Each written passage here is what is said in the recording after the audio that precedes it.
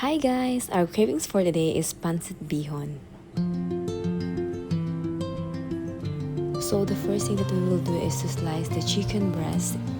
Then ilagay lang natin siya sa maliit na lagayan to marinate with soy sauce, pepper, and mix it at iset aside.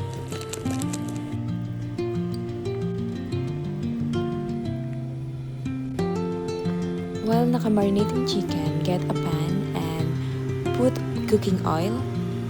Once the cooking oil is already hot, saka natin ilagay yung sliced carrots and cook it for 1 to 2 minutes and set aside.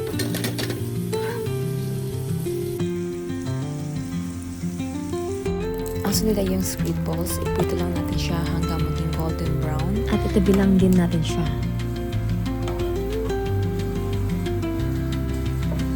After that, ang susunod naman natin gagawin is magigisa tayo ng bawang at sibuyas. Once close na yung onion, pwede na natin dito ilagay yung marinated chicken.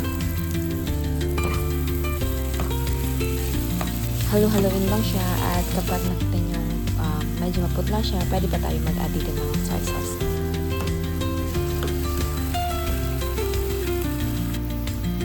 Pag medyo luto na yung chicken, pwede na natin dito ilagay yung chicken liver.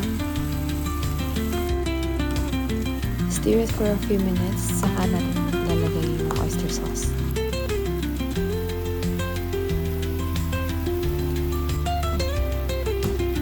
Kapag well cooked na yung chicken and liver, pwede na natin iset aside ulit yung iba dito.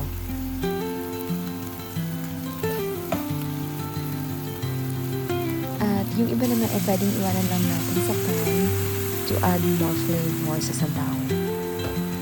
At halo-haluin lang natin ng konti hanggang sa kumulo yung tubig.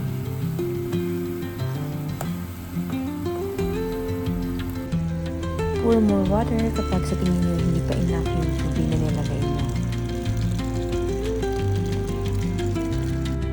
At saka tayo maglalagay ng nor cubes at soy sauce.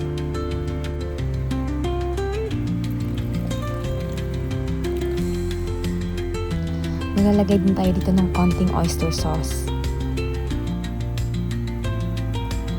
At kapag natunaw at na-mix na siya ng maayos, pwede natin dito ilagay yung bihon.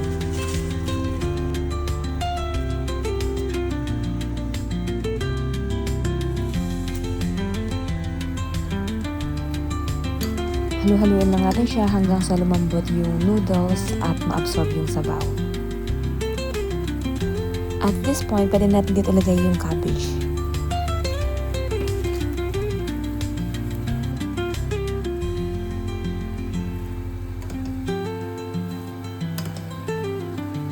Mix it well at ilagay na natin dito yung sinet aside nating carrots, squid balls, chicken and liver. And mix them all together.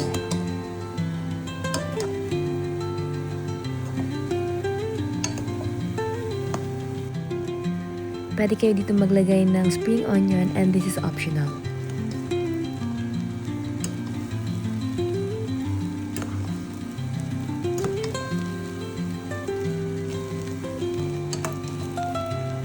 The last part is add sesame oil and this is also optional. And there you go, this is my version of Pancit Bihon. Bon appetit! Thanks for watching!